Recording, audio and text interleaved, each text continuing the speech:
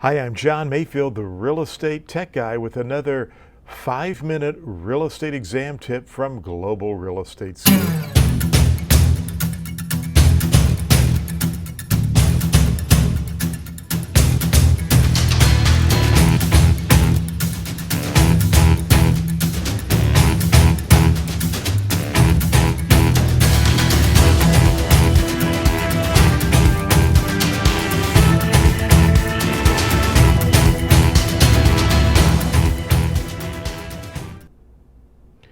Hey, welcome to the broadcast. My name is John Mayfield, the real estate tech guy, and we have another 5-minute real estate exam tip, and we are going to get into it right now. We are going to talk about, yes, I have it right here, an installment contract. That's right. What is an installment contract or a contract for deed?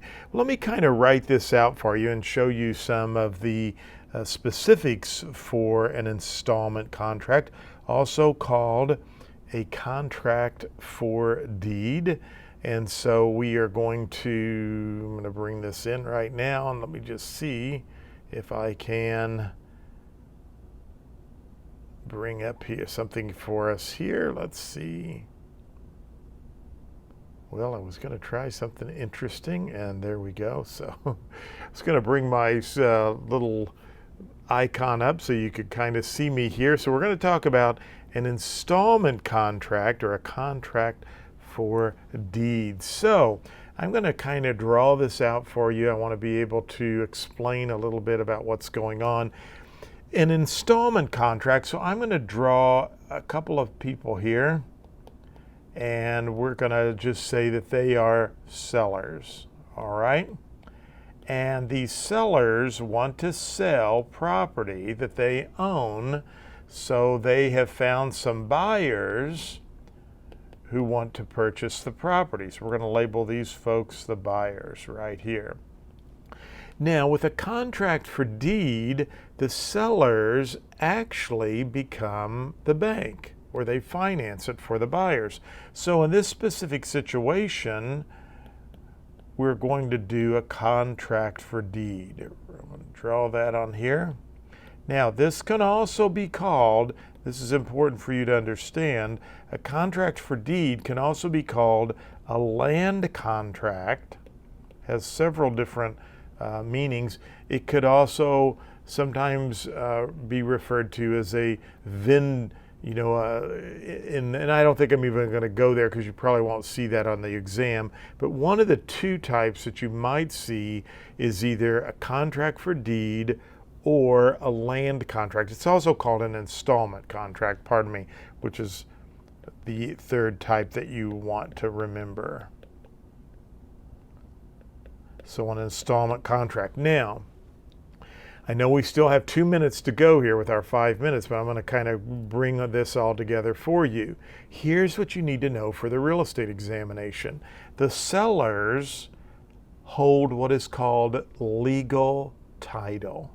Okay, so we're going to put that down here.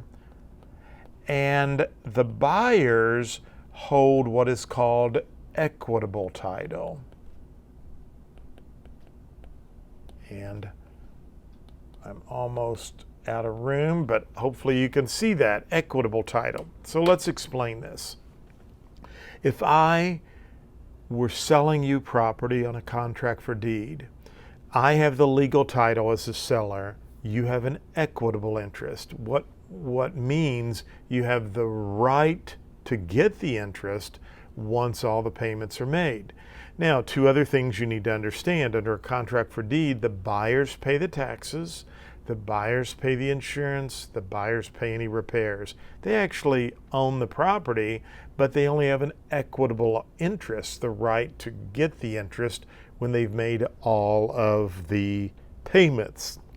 The seller has legal title. So you could go to the courthouse, and if you looked at the courthouse, you're going to find the titles in my name. Now, why is this a danger for the buyer? I could go refinance the house through the bank. The bank looks at the courthouse, and remember that recording of the deed, which is my name on it, gives constructive notice to the whole world that I own it.